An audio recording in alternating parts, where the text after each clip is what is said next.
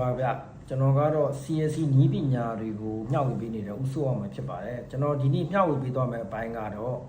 battery memory အပိုင်းကိုကျွန်တော်မျှဝေပေးသွားမှာဖြစ်ပါတယ်ကျွန်တော်မြန်မာပြည်မှာ CSC ထုတ်လုပ်တဲ့လူတွေအလွယ်ကူဆုံးနဲ့စတင်ပြီးတော့တနိုင်တစ်ပိုင်းထုတ်တဲ့လူတွေမကျွမ်းကျင်တဲ့လူတွေစပြီးတော့သုံးဆွဲတဲ့မူကတော့ battery mode စနစ်ပဲဖြစ်ပါတယ် battery mode ဆိုတာအလွယ်ကူပေါ့เนาะကျွန်တော်တို့မြန်မာမှုပြုတ်ပြီးတော့ခေါ်လိုက်တာပေါ့ဟိုနိုင်ငံသားမှာတော့ဘယ်လိုခေါ်လဲတော့မသိဘူးပေါ့เนาะဒီကလူတွေကဟို battery ဦးတွေကပလိတ်ပြားတွေအကန့်လေးတွေခွဲပြီးတော့ပလိတ်ပြားလေးတွေကိုထည့်ထားတာတွေကိုအဆွဲပြုပြီးတော့ကျွန်တော်တို့ CSC မူဒီမှာလဲ battery mode ဆိုပြီးတော့အဆွဲပြုပြီးတော့ခေါ်တာပေါ့เนาะဒါကတော့အလိုပဲခေါ်ပေါ့ကျွန်တော်တို့ကသွန်းလောင်းတဲ့စနစ်ရဖို့အတွက်အုတ်ထွက်ဖို့အတွက်ကျွန်တော်တို့တွေနိုင်ငံသားကနီးစနစ်တွေကိုလည်းကြည့်တယ် YouTube ပေါ်မှာရှိတဲ့စနစ်ကိုလည်းကြည့်ပြီးတော့ကျွန်တော်တို့တွေဗမာပြည်မှာလွယ်လင်းတကူလည်းလုတ်တတ်ရမယ်လွယ်ကူလည်းကိုယ်တိုင်လည်းကူးယူလို့ရတယ်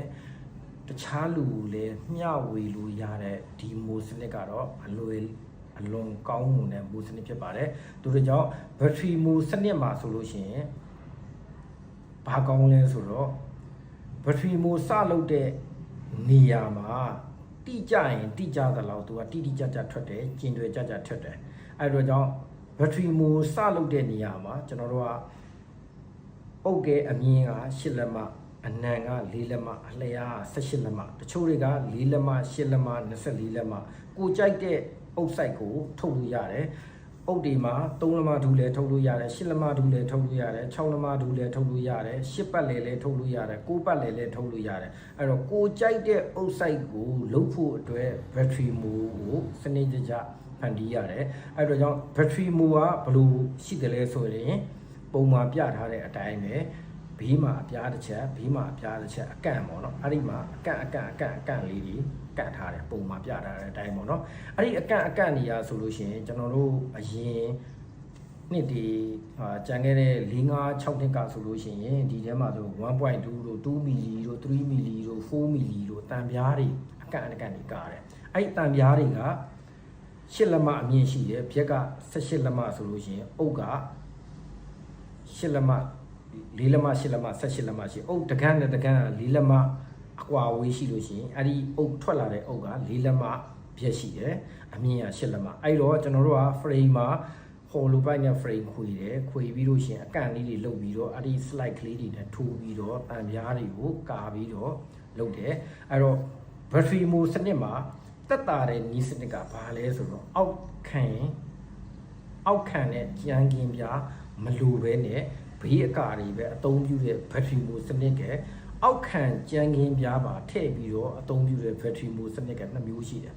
အောက်ခံကြမ်းကင်းပြားကိုထည့်ပြီးတော့တိဆောက်ထားတဲ့မူဆိုလို့ရှိရင်ယူရာပြတာတွေတက်တာမယ်အောက်ခံကြမ်းကင်းပြားမပါတဲ့မူကတော့ကျွန်တော်တို့ battery mode ကိုလောင်းထည့်လိုက်လို့ရှိရင်ဘေးတွေကိုယူထွက်တဲ့အတွက်ကြောင့်အပြင်ကနေပြီးတော့သဲတွေပုံပေးရမယ်ဟိုတခြားမယူအောင်လို့ခုကာယံပေးရပါတော့နည်းနည်းလေးခက်ခဲတာတို့အတွက်ကြောင့် battery mode ကိုလုံးမယ်ဆိုလို့ရှိရင်လည်းအောက်ခံအပြားပါရင်ပိုကောင်းပါတယ်ကျွန်တော်တိဆောက်ပေးထားတဲ့မူတွေမှာဆိုလို့ရှိရင်ကျွန်တော်ကဘေးပြားတွေကိုပတ်တာလေးနဲ့ကျွန်တော်ခုံလုပ်ထားတယ်ပေါ့နော်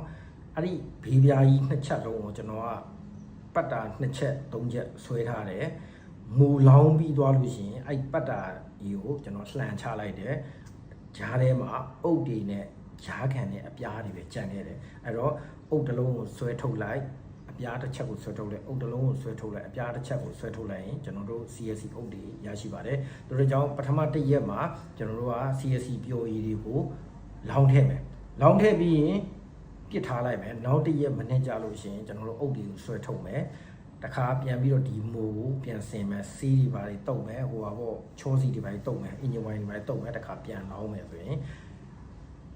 တနေ့ကိုတစ်ချိန်ပဲလောင်းလို့ရမှာ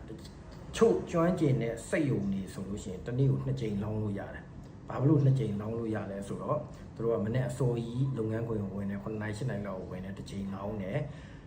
နှစ်ချက်တီး3နိုင်လောက်ကြာရင်တခါဖြုတ်လိုက်တယ်နောက်တစ်ချိန်4နိုင်5နိုင်ကြာရင်တခါ လောင်းပြီးသွားရင်နောက်တစ်ရက်မနေ့ကျမှတစ်ခါပြန်ဖြုတ်တယ်အဲ့အတွက်ကြောင့် battery မူကလည်းကိုလောင်းလို့ကျွမ်းကျင်တဲ့လောက်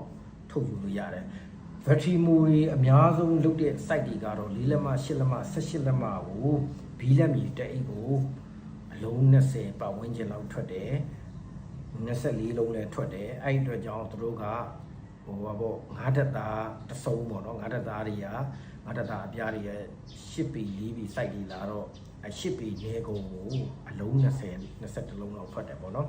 အဲ့အနေထားကိုလောက်ကြတာများတယ်အလုံး20ထွက် site ကိုလောက်ကြတာများတယ်ဘီလက်မြေတေးအစားအလုံး20ထွက်အဲ့တော့ကျွန်တော်တို့ကဘီလက်မြေတေးကိုအလုံး20ထွက်တယ်ဆိုရင်တနေ့ကို9အိတ်လောင်းမယ်ဆိုလို့ရှိရင်အလုံး100ငိုက9ခုဘီလက်မြေအိတ်က9အိတ်အုပ်လုံးထွက်မဲ့အလုံးက20ကို9နဲ့ပြောင်းရင်9နဲ့100တနေ့ကိုအလုံး100အဲ့တော့ကြောင့်တနေ့ကိုအုပ်အလုံး100လိုချင်ရင်ငိုက9လုံးလိုမယ်တမူအလုံး20ထွက်မယ်9လုံးနဲ့ဘီလက်မြေက9အိတ်ကုန်မယ်မိုးက9လုံးကုန်မယ်အုပ်အလုံးကြီး100ထွက်မယ်တရက်ကို100ပုံမှန်ထွက်မယ်ကျွန်တော်စပြီးတော့တနိုင်တစ်ပိုင်းလှုပ်ထွားဆိုလို့ရှိရင်မိုးတနေ့ကိုကျွန်တော်9ခုပဲလောင်းတယ်တနေ့ကို100ပုံထားတယ်10ရက်ပြည့်လို့ရှိရင်ကျွန်တော်တို့အလုံး1000ရလို့ရှိရင်ကျွန်တော်တို့တစ်ခါအုပ်ကိုစီလို့ရတယ်ဘာလို့လဲတချင်းကိုအလုံး100လောက်ကုန်တာဟုတ်တနေ့ကိုတချင်းစာလောင်းထားတယ်10ရက်ဆိုရင်ကျွန်တော်10ချင်းစာရတယ်အိမ်တစ်လုံးစောက်မယ်ဆိုလို့ရှိရင်လည်းကျွန်တော်တို့အဲ့လိုလေးတတုပ်လောင်းပြီးတော့ကိုယ်တိုင်းကိုရအိမ်ဆောက်လို့လည်းရတယ်ချန်စီယူတွေလည်းကာလို့ရတယ်အဲ့အတွက်ကြောင့် battery မူမှာစနစ်ကအောက်ခင်းပြတဲ့စနစ်ရှိတယ်ဘေးကိုပတ်တာနဲ့ခောက်ချတဲ့စနစ်ရှိတယ်မယူအောင်ပေါ့နော်လောက်ရတဲ့စနစ်ရှိတယ်အဲ့အတွက်ကြောင့်အရင်ကြံခဲ့တဲ့4-5နှစ်ကတော့ဒီတန်ပြားတွေက2မီလီတို့4မီလီတို့ဆိုရင်3-4-5,000ပဲရှိတယ်ပေါ့နော်အခုဆိုရင်တော့3-4 သိန်းလောက်ဖြစ်နေပြီတော့တိန်းနဲ့ချီနေပြီအဲ့အတွက်ကြောင့်ကျွန်တော်တို့ဆိုရင်ခုနောက်ပိုင်းတန်ပြားမသုံးတော့ဘူးပေါ့နော်ဟိုကုန်ကြတဲ့စီဒီမြင့်တက်လာမှာဆိုလို့ကျွန်တော်ဆိုလို့ရှိရင် composite ပြားတွေကိုဂျားခံတဲ့အပြားတွေအနေနဲ့သုံးတယ် composite ပြားတွေကတော့နည်းနည်းလေးပျော့တယ်ဒါပေမဲ့ composite ထဲမှာလည်းဟိုနာမည်ရှိတဲ့ဂျီဘွန်းလိုဟာမျိုးပေါ့သုံးတာပေါ့နော်အလူမာစတာတို့တခြား composite အသားတွေကလည်းပျော့တဲ့အသားတွေမသုံးပါနဲ့ဘာလို့ဆိုတော့ composite အသားတွေကပျော့တဲ့အတွက်ကြောင့်ကျွန်တော်မူလောင်းထက်လိုက်ရင် bike တွေကဖောင်းသွားတယ်ဖောင်းသွားရင်အုတ်တွေကမညီမညာတွေဖြစ်တတ်တယ်ဒါကြောင့် composite နဲ့ကာပြီးတော့လောင်းတဲ့ battery မူတွေဆိုရင်ကျွန်တော်တို့ပထမစဉ်းစားရမယ့်အချက်က အုတ်တွေကို CSC ပြောရည်လောင်းတဲ့အချိန်ရလို့ရှိရင်တခါတည်းအပြည့်မလောင်းနဲ့တဝက်လောင်းတဝက်3လုံးလောင်းပြီးတော့မှအပြည့်တစ်လုံးပြန်လောင်းဒါမှသူက bike ကိုအောက်ခြေမကားအောင်ပေါ့နော်အဲ့တော့ကျွန်တော်တို့ကတော့စပြီးတော့ CSC ပြောရည်ကိုလောင်းရင်ကြမ်းပြင်ကိုအရင်ဖြည့်တယ်တစ်လုံးတဝက်လောင်းရတယ်4-5-6လုံးလောက်ရပြီဆိုတော့မှတခါ3ပုံ2ပုံလောက်ကိုတခါလောင်းတယ်ပြီးတော့မှနောက်တစ်ခါပြန်ပြီးတော့ဖြည့်ပြီးတော့လောင်းတယ်အဲ့ဒါဆိုရင်အုတ်တွေက composite တွေကမယူရတဲ့အတွက်ကြောင့်အုတ်တွေညီညာထွက်တယ်အဲ့တော့ဒီ battery မူတွေကိုလုတ်တဲ့နေရာမှာလည်းဒီအထောင်ပြားရဲ့ကြမ်းကင်းပြားရဲ့ကိုကျင်တွေကြအောင်လို့စပြီးတော့တိဆောက်တဲ့နေရာမှာတိဆောက်ရမယ်ဘီထောင်တဲ့အပြားတွေကလည်းဘေးကိုမယိုင်တော့အောင်ချုပ်တန်းနေပါထည့်ပေးရမယ်အဲ့တော့ဒီဘေးထောင်တဲ့အပြားတွေကယိုင်သွားလို့ရှိရင်အုတ်တွေကရွေ့ပြီးထွက်လာမယ်အဲ့တော့အောက်ခင်းပြားနဲ့ဘေးထောင်တဲ့ပြားကကျင်တွေမကြလို့ရှိရင်လည်းအုတ်တွေကဒီလိုလေးကားပြီးထွက်လာလိမ့်မယ်အဲ့အတွက်ကြောင့် CAC မူ battery မူလုတ်တဲ့နေရာမှာဒီဘေးထောင်တဲ့အပြားနှစ်ပြားလည်းအရေးကြီးသလိုအောက်ခင်းပြားလည်းအရေးကြီးတယ်ဘေးအောက်ခင်းပြားနဲ့ဘေးထောင်တဲ့အပြားတွေကကျင်တွေကြနေရမယ်နောက်ပြီးတော့ဒီလိုကာတဲ့အကန့်တွေကလည်းကားတစ်ခုနဲ့တစ်ခုလေးလက်မစီမှာကျွန်တော်တို့ slide တွေထိုးပြီးတော့အပြားတွေထက်မှာလေးလက်မအပြားတစ်ခုထည့်မယ်လေးလက်မအပြားတစ်ခုထည့်မယ်အဲ့ဒါတွေလည်းညီနေရမယ်အဲ့ဒါမှအုတ်ထွက်တွေကလည်းညီနိုင်မှာဖြစ်ပါတယ်တချို့ဘောနော်ယူရီးယားတို့မလေးရှားတို့ဒီဘက်ကနိုင်ငံသားတွေပြီးတော့တွင်းတဲ့မူတွေရှိပါတယ်အဲ့ဒီမူတွေဆိုအရန်တိကျတယ်သူတို့ကတန်ပြားတွေကို CNC စက်တွေနဲ့